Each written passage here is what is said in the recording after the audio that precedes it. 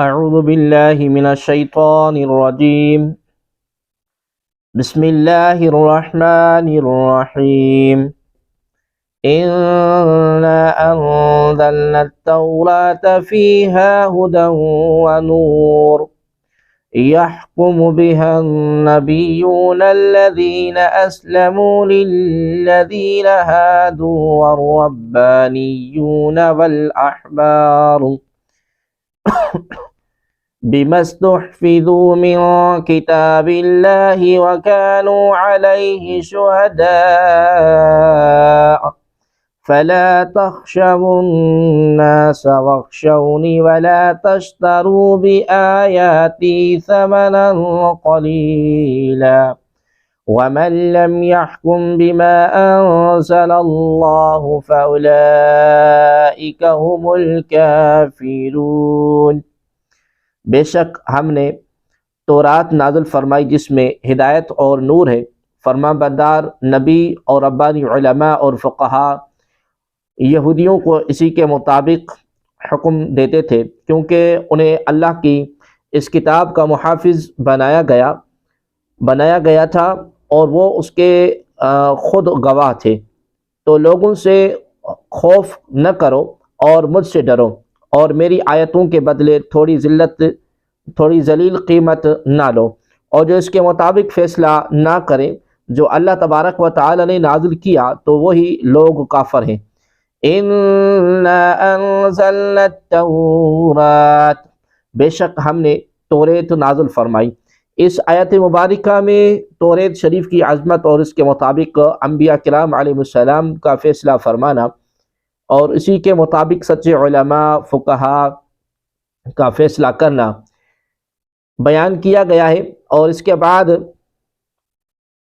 بعد دور رسالت اور اس کے بعد کے یہودیوں کو اصلی توریت پر عمل کرتے ہوئے سرکار دو عالم صلی اللہ تبارک و تعالی علیہ وآلہ وسلم پر ایمان لانے کی دعوت دی گئی ہے۔ چنانچہ فرمایا گیا کہ بے شک ہم نے توریت کو نازل فرمایا، اور حضرت موسیٰ علیہ السلام اور ان کے بعد کثیر انبیاء کرام علیہ السلام اور علماء فقہا توریت کے مطابق ہی فیصلہ کرتے اور اس کی تعلیمات پر عمل کرتے تھے، اور اس کی وجہ یہ تھی کہ ان سے توریت کے متعلق یہ عہد لیا گیا تھا کہ وہ اسے اپنے سینوں میں محفوظ رکھیں اور اس کے درس میں مشغول رہیں تاکہ وہ کتاب فراموش نہ ہو اور اس کے احکام ضائع نہ ہوں۔ تو اے یہودیو، تم تورات میں مذکور حضور علیہ السلام کی نعت و صفت اور رجم کا حکم ظاہر کرنے میں لوگوں سے نہ ڈرو، اور صرف اللہ تبارک و تعالی سے ڈرو۔ مراد یہ ہے کہ احکام الہیہ کی تبدیلی بہر صورت ممنوع ہے، خواہ لوگوں کے خوف سے اور ان کی ناراضگی کے اندیشے سے ہو یا مال و جاہ اور رشوت کی لالچ میں ہو۔ اس آیت میں علماء کے لیے بھی یہی حکم موجود ہے کہ وہ اللہ تبارک و تعالی کی کتاب کی حفاظت کریں اور اس کی آیات کے بدلے دنیا کی ذلیل دولت حاصل نہ کریں، اور لوگوں سے ڈرنے کی بجائے اللہ تبارک و تعالی سے ڈریں۔ توریت کے مطابق انبیاء کرام علیہ السلام کا حکم دینا جو اس آیت میں مذکور ہے، اس سے ثابت ہوتا ہے کہ ہم سے پہلی شریعتوں کے جو احکام اللہ تبارک و تعالی جل جلالہ اور اس کے رسول صلی اللہ علیہ وآلہ وسلم نے بیان فرمائے ہوں اور ان کے ترک کا حکم ہمیں نہ دیا ہو اور ہمیں نہ وہ منسوخ کیے گئے ہوں اور وہ ہم پر لازم ہوتے ہیں۔ وَكَتَبْنَا عَلَيْهِمْ فِيهَا أَنَّ النَّفْسَ بِالنَّفْسِ وَالْعَيْنَ بِالْعَيْنِ وَالْأَنْفَ بِالْأَنْفِ وَالْأُذُنَ بِالْأُذُنِ وَالسِّنَّ بِالسِّنِّ وَالْجُرُوحَ قِصَاصٌ فَمَنْ تَصَدَّقَ فِيهِ فَهُوَ كَفَّارَةٌ لَهُ وَمَنْ لَمْ يَحْكُمْ بِمَا أَنزَلَ اللَّهُ فَأُولَئِكَ هُمُ الظَّالِمُونَ۔ اور ہم نے تورات میں ان پر لازم کر دیا تھا کہ جان کے بدلے جان اور آنکھ کے بدلے آنکھ،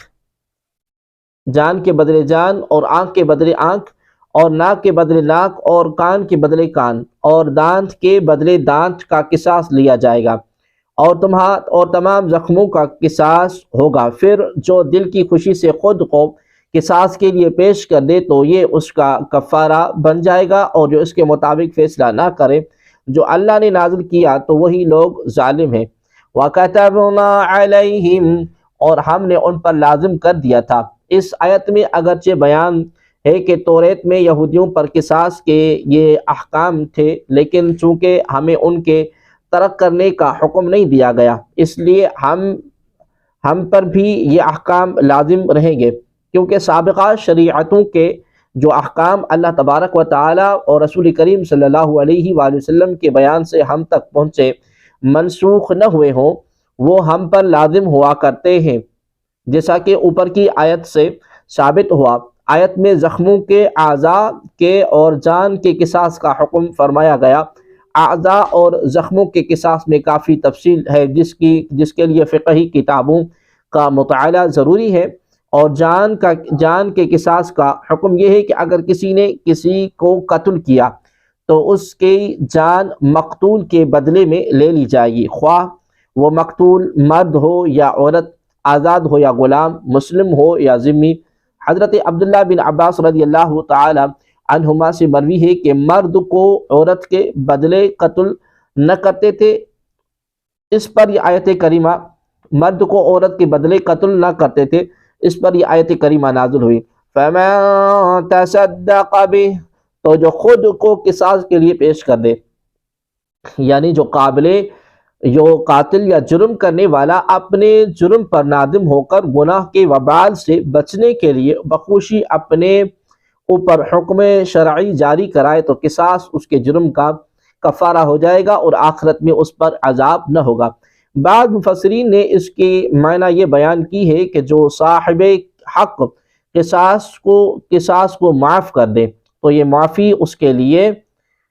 کفارہ ہے۔ دونوں تفسیروں کے اعتبار سے ترجمہ مختلف ہو جائے گا۔ تفسیر احمدی میں ہے یہ تمام قصاص جب ہی واجب ہوں گے جب کہ صاحب حق معاف نہ کرے، اگر وہ معاف کر دے تو قصاص ساقط ہو جائے گا۔ وَقَفَّيْنَا عَلَىٰ آثَارِهِمْ بِعِيسَى ابْنِ مَرْيَمَ مُصَدِّقًا لِمَا بَيْنَ يَدَيْهِ مِنَ التَّوْرَاةِ وَآتَيْنَاهُ الْإِنْجِيلَ فِيهِ هُدًى وَنُورًا وَمُصَدِّقًا لِمَا بَيْنَ يَدَيْهِ مِنَ التَّوْرَاةِ وَهُدًى وَمَوْعِظَةً لِلْمُتَّقِينَ، اور ہم نے ان نبیوں کے پیچھے ان کے نقش قدم پر عیسیٰ بن مریم کو بھیجا، اس توریت کی تصدیق کرتے ہوئے جو اس سے پہلے موجود تھی، اور ہم نے اسے انجیل عطا کی جس میں ہدایت اور نور تھا، اور وہ انجیل اس سے پہلے موجود تورات کی تصدیق فرمانے والی تھی اور پرہیزگاروں کے لیے ہدایت اور نصیحت تھی۔ وَقَفَّيْنَا عَلَىٰ آثَارِهِمْ، اور ہم نے ان نبیوں کے پیچھے ان کے نقش قدم پر بھیجا۔ توریت کے احکام بیان کرنے کے بعد انجیل کے احکام کا ذکر شروع ہوا اور بتایا گیا کہ حضرت عیسیٰ علیہ السلام توریت کی تصدیق فرمانے والے تھے کہ تورات اللہ تبارک و تعالیٰ کی نازل کردہ کتاب ہے، اور توریت کوئی منسوخ ہونے سے پہلے اس پر عمل واجب تھا۔ حضرت عیسیٰ علیہ السلام کی شریعت میں توریت کے بعض احکام منسوخ کر دیے گئے۔ اس کے بعد انجیل کی شان بیان فرمائی گئی کہ اس میں ہدایت اور نور تھا اور ہدایت اور نصیحت تھی۔ پہلی جگہ ہدایت سے مراد دلالت اور جہالت سے بچانے کے لیے رہنمائی کرنا ہے، اور دوسری جگہ سے سید الانبیاء حبیب کبریا صلی اللہ تبارک و تعالی علیہ وآلہ وسلم کی تشریف آوری کی بشارت مراد ہے، جو حضور پر نور صلی اللہ علیہ وسلم کی نبوت کی طرف لوگوں کی رہنمائی کا سبب ہے۔ وَالْحُكْمُ أَهْلُ الْإِنْجِيلِ بِمَا أَنزَلَ اللَّهُ فِيهِ وَمَنْ لَمْ يَحْكُمْ بِمَا أَنزَلَ اللَّهُ فَأُولَئِكَ هُمُ الْفَاسِقُونَ، اور انجیل والوں کو بھی اسی کے مطابق حکم کرنا چاہیے جو اللہ نے اس میں نازل فرمایا ہے، اور جو اس کے مطابق فیصلہ نہ کرے جو اللہ تبارک و تعالی نے نازل کیا تو وہی لوگ نافرمان ہیں۔ وَلْيَحْكُمْ أَهْلُ الْإِنْجِيلِ، اور انجیل والوں کو حکم کرنا چاہیے۔ اس آیت کا ایک معنی یہ ہے کہ انجیل والوں کو بھی اس کے مطابق حکم کرنا چاہیے جو اللہ تبارک و تعالی نے انجیل میں نازل فرمایا ہے، یعنی سید الانبیاء صلی اللہ علیہ وآلہ وسلم پر ایمان لانا چاہیے اور آپ کریم صلی اللہ علیہ وسلم کی نبوت کی تصدیق کرنی چاہیے، کیونکہ انجیل میں اسی کا حکم دیا گیا ہے۔ دوسرا معنی یہ ہے کہ جب ہم نے عیسائیوں کو انجیل عطا کی تو اس وقت ان کو یہ حکم دیا تھا کہ وہ ان احکام پر عمل کرے جو انجیل میں مذکور ہیں۔ اگر یہ اعتراض کیا جائے کہ قرآن مجید کے نزول کے بعد انجیل پر عمل کرنے کے حکم کی کیا توجیہ ہوگی، تو اس کے چند جوابات ہیں۔ نمبر ایک، انجیل میں تاجدار رسالت صلی اللہ علیہ وسلم کی نبوت کے جو دلائل موجود ہیں، اہل انجیل کو چاہیے کہ وہ ان دلائل کے مطابق ایمان لے آئیں۔ نمبر دو، اہل انجیل ان احکام پر عمل کریں جن کو قرآن نے منسوخ نہیں کیا۔ نمبر تین، انجیل کے احکام پر عمل کرنے سے مراد یہ ہے کہ انجیل میں تحریف نہ کرے جس طرح یہودیوں نے تورات میں تحریف کر دی، لیکن تحقیق یہی ہے کہ یہ حکم اس وقت دیا گیا تھا جب اللہ تبارک و تعالی نے انجیل کو نازل کیا تھا، اور نزول قرآن کے بعد قرآن مجید کے علاوہ کسی آسمانی کتاب پر عمل جائز نہیں ہے، اور اسلام کے علاوہ کوئی اور دین مقبول نہیں ہے۔ وَأَنزَلْنَا إِلَيْكَ الْكِتَابَ بِالْحَقِّ مُصَدِّقًا لِمَا بَيْنَ يَدَيْهِ مِنَ الْكِتَابِ وَمُهَيْمِنًا عَلَيْهِ فَاحْكُمْ بَيْنَهُمْ بِمَا أَنزَلَ اللَّهُ وَلَا تَتَّبِعْ أَهْوَاءَهُمْ عَمَّا جَاءَكَ مِنَ الْحَقِّ لِكُلٍّ جَعَلْنَا مِنْكُمْ شِرْعَةً وَمِنْهَاجًا وَلَوْ شَاءَ اللَّهُ لَجَعَلَكُمْ أُمَّةً وَاحِدَةً وَلَكِنْ لِيَبْلُوَكُمْ فِيمَا آتَاكُمْ فَاسْتَبِقُوا الْخَيْرَاتِ إِلَى اللَّهِ مَرْجِعُكُمْ جَمِيعًا فَيُنَبِّئُكُم بِمَا كُنتُمْ فِيهِ تَخْتَلِفُونَ۔ اور اے حبیب، ہم نے تمہاری طرف سچی کتاب اتاری جو پہلی کتابوں کی تصدیق فرمانے والی اور ان پر نگہبان ہے، تو ان اہل کتاب میں اللہ کے نازل کردہ حکم کے مطابق فیصلہ کرو، اور اے سننے والے، اپنے پاس آیا ہوا حق چھوڑ کر ان کی خواہشوں کی پیروی نہ کرنا۔ ہم نے تم سب کے لیے ایک شریعت اور راستہ بنایا ہے، اور اگر اللہ چاہتا تو تم سب کو ایک ہی امت بنا دیتا، مگر اس نے ایسا نہیں کیا تاکہ جو شریعتیں اس نے تمہیں دی ہیں ان میں تمہیں آزمائے، تو نیکیوں کی طرف دوسروں سے آگے بڑھ جاؤ۔ تم سب کو اللہ تبارک و تعالی کی طرف لوٹنا ہے، تو وہ تمہیں بتا دے گا وہ بات جس میں تم جھگڑتے تھے۔ وَأَنزَلْنَا إِلَيْكَ الْكِتَابَ، اور ہم نے آپ کی طرف کتاب نازل فرمائی۔ توریت اور انجیل کا تذکرہ کرنے کے بعد اب قرآن عظیم کا تذکرہ ہو رہا ہے۔ چنانچہ ارشاد فرمایا کہ اے حبیب صلی اللہ تبارک و تعالی علیہ وآلہ وسلم، ہم نے تمہاری طرف سچی کتاب اتاری جو سابقہ انبیاء کرام علیہ السلام پر نازل ہونے والی کتابوں کی تصدیق کرتی ہے اور ان پر نگہبان ہے۔ تو جب اہل کتاب اپنے مقدمات میں آپ کریم صلی اللہ علیہ وآلہ وسلم کی طرف رجوع کریں تو آپ کریم صلی اللہ علیہ وآلہ وسلم قرآن پاک کے مطابق ان کے درمیان فیصلہ فرما دیں۔ وَلِكُلِّ جَعَلْنَا مِنْكُمْ شِرْعَةً وَمِنْهَاجًا، ہم نے تم سب کے لیے ایک شریعت اور راستہ بنایا۔ ارشاد فرمایا کہ ہم نے تم سب کے لیے ایک شریعت اور راستہ بنایا ہے، یعنی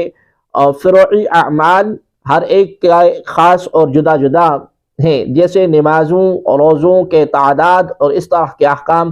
جدا جدا ہے، لیکن اصل دین سب کا ایک ہے، یعنی توحید، رسالت، عقیدہ آخرت، یوں ہی بنیادی اخلاقیات سب کے مشترک ہیں۔ حضرت سیدنا علی رضی اللہ تعالی عنہ نے فرمایا کہ ایمان حضرت آدم علیہ السلام کے زمانے سے یہی ہے کہ لا الہ الا اللہ کی شہادت اور اللہ تبارک و تعالی جل جلالہ کی طرف سے آیا اس کا اقرار کرنا، جبکہ شریعت ہر امت کی خاص ہے۔ وَلَوْ شَاءَ اللَّهُ لَجَعَلَكُمْ أُمَّةً وَاحِدَةً، اور اگر اللہ چاہتا تو سب کو ایک ہی امت بنا دیتا، مگر اس نے ایسا نہیں کیا۔ جو شریعتیں اس نے تمہیں دی ہیں ان میں تمہیں آزمائے اور امتحان میں ڈالے، تاکہ ظاہر ہو جائے کہ ہر زمانے کے مناسب جو احکام دیے، کیا تم ان پر اس یقین و اعتقاد کے ساتھ عمل کرتے ہو کہ ان کا اختلاف اللہ تبارک و تعالیٰ کی مشیت مرضی سے ہے، اور اس میں بہت سی حکمتیں دنیاوی اور اخروی فوائد و منافع ہیں، اور یا تم حق کو چھوڑ کر نفسانی خواہشات کی پیروی کرتے ہو۔ فَاسْتَبِقُوا الْخَيْرَاتِ، تو نیکیوں کی طرف دوسروں سے آگے بڑھ جاؤ۔